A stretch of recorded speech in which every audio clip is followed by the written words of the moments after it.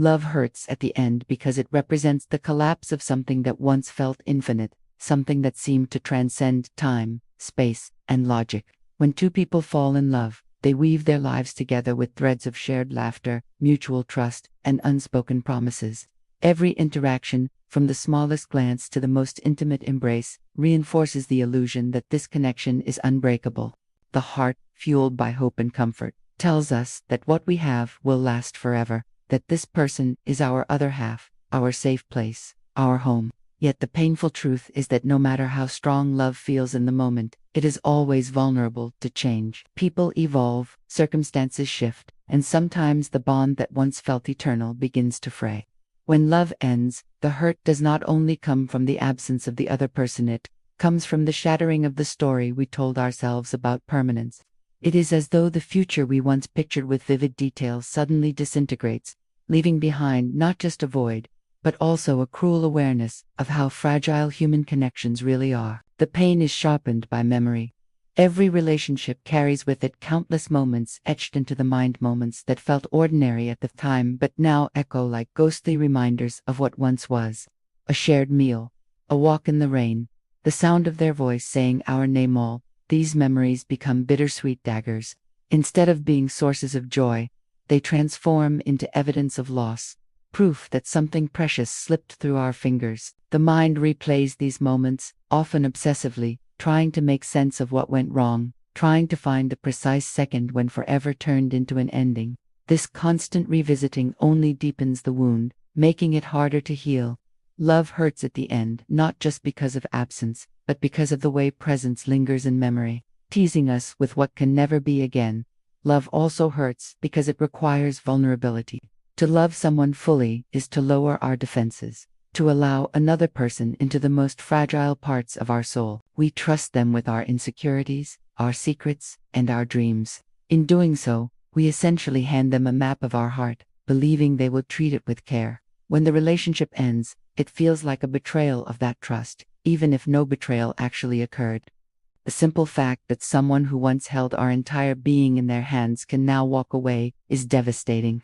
It exposes us to feelings of rejection, inadequacy, and fear. We ask ourselves questions that sting. Was I not enough? Did I do something wrong? Was our love real? Or was I living in an illusion? These questions spiral endlessly, leaving scars that take months, sometimes years, to fade. Vulnerability, which once brought intimacy and closeness, becomes the very source of our anguish when love collapses. The hurt of love's ending is also tied to identity. Relationships often become central to how we define ourselves. We say we instead of I. We measure time in anniversaries and shared experiences.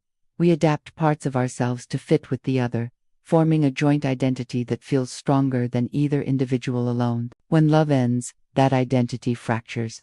Suddenly, the we disappears, and we are forced to confront the I we may have neglected. This confrontation is terrifying because it feels like losing not only the other person but also a piece of ourselves. It is not uncommon for people to say, I don't know who I am without them. The pain comes not just from missing someone, but from the daunting task of rebuilding who we are in the absence of the relationship that once defined us. Love hurts at the end because it dismantles the very structure of selfhood that we constructed around the bond. There is also the element of hope. Love thrives on hope that the relationship will grow, that dreams will be fulfilled, that challenges will be overcome together. When love ends, that hope collapses, leaving behind a gaping void. The plans we once made, trips, homes, children, adventures, become hollow fantasies, reminders of futures that will never unfold. This loss of imagined possibilities is one of the most painful aspects of heartbreak. It is not just the present we grieve, but the countless futures that now evaporate into nothingness. Psychologists often call this ambiguous loss, because we mourn something intangible, something that never fully existed but felt so real in our minds. The destruction of hope is a uniquely cruel form of pain, because it forces us to come to terms not just with what is gone but also with what will never be. Love also hurts because of biology. Neurologically, romantic love activates the brain's reward system, flooding us with dopamine and oxytocin, chemicals that create feelings of joy, attachment, and security. This is why being in love can feel euphoric, addictive, almost intoxicating. When love ends, the sudden withdrawal from this chemical cocktail feels like withdrawal from a drug. The body craves the presence of the other person, the rush of chemicals their closeness once triggered.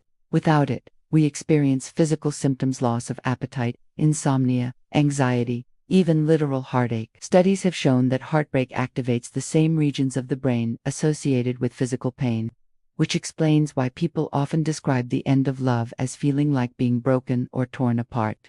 It is not just a metaphor, it is a real biological experience of suffering. Another reason love hurts at the end is that endings force us to confront impermanence.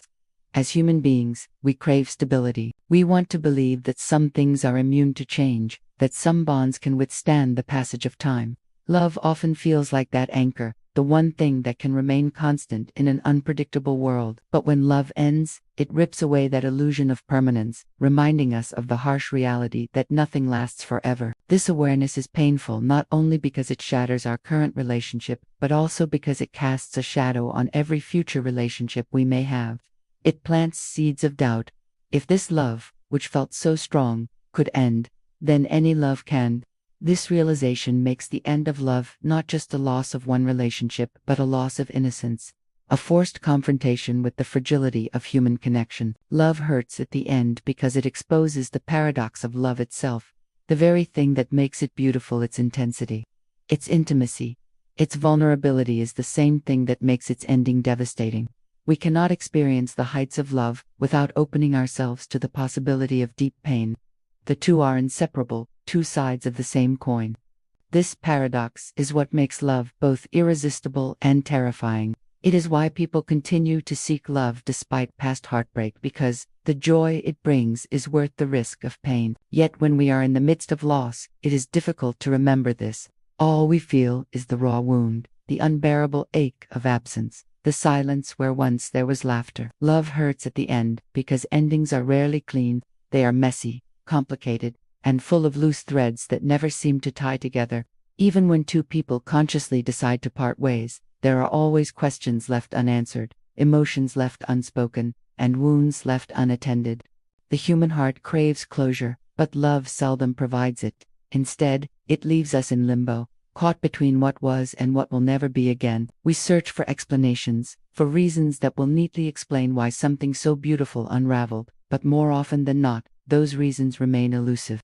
The lack of closure is itself a source of pain, because without clear answers, the mind keeps spinning, replaying scenarios, rewriting conversations, and imagining what could have been done differently. Love ends, but the mind continues to negotiate with the past, unable to accept that no amount of reasoning can undo what has already happened. This endless cycle of questioning makes the hurt heavier, because it feels like an unsolvable riddle carved into the soul. There is also a cruel irony in the way love ends. In the beginning, love is filled with abundant time together, abundant affection, abundant dreams.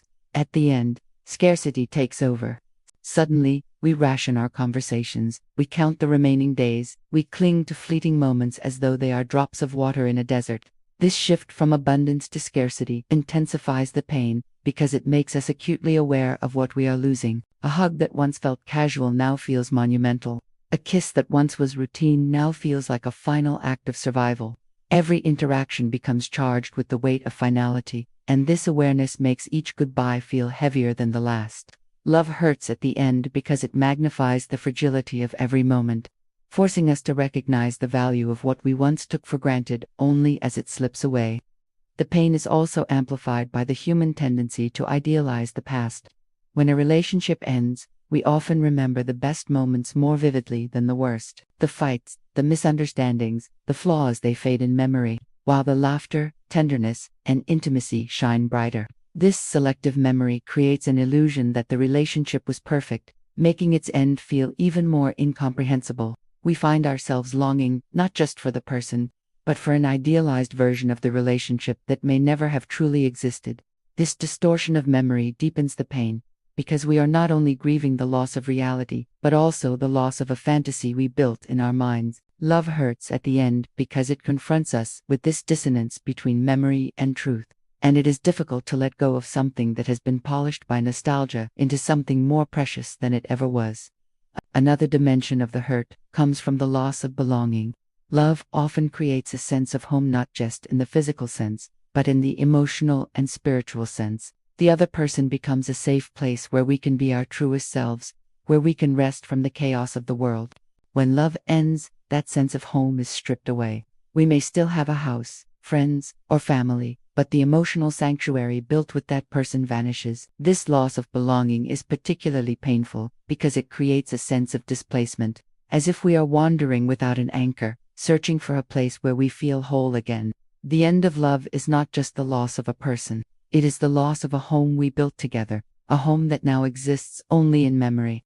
Love hurts at the end because it confronts us with the limits of control. Human beings like to believe that effort, dedication, and love itself are enough to sustain a relationship. We tell ourselves that if we give our best, things will work out. But love is not always governed by logic or effort. Sometimes it ends despite our best intentions, despite the sacrifices we made, despite the depth of our feelings. This realization that we can pour our heart into someone and still lose them's a deeply humbling and painful truth. It reminds us that love is not a formula we can control, but a fragile, unpredictable force. Accepting this lack of control is one of the hardest parts of letting go, because it means acknowledging that our happiness is not entirely in our hands. Love hurts at the end because it reveals how powerless we truly are in the face of change. The pain of endings is also shaped by society's narratives about love. From childhood, we are bombarded with stories of happily ever after, of soulmates destined to be together forever. These cultural scripts condition us to expect permanence in love,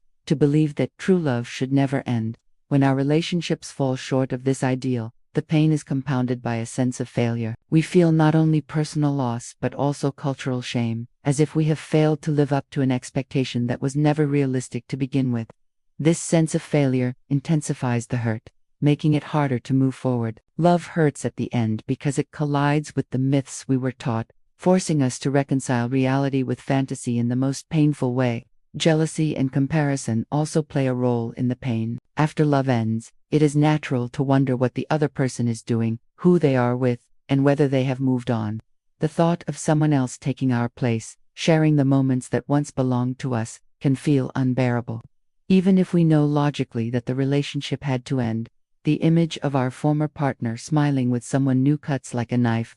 This comparison not only prolongs the pain but also undermines our sense of self-worth, making us feel replaceable, disposable, or unworthy. Love hurts at the end because it awakens insecurities we thought we had buried, exposing wounds that reach far deeper than the relationship itself. Perhaps one of the most profound reasons love hurts at the end is because it teaches us about mortality. Love, in its essence, is a confrontation with time. Every relationship is temporary, whether it ends in separation or in death.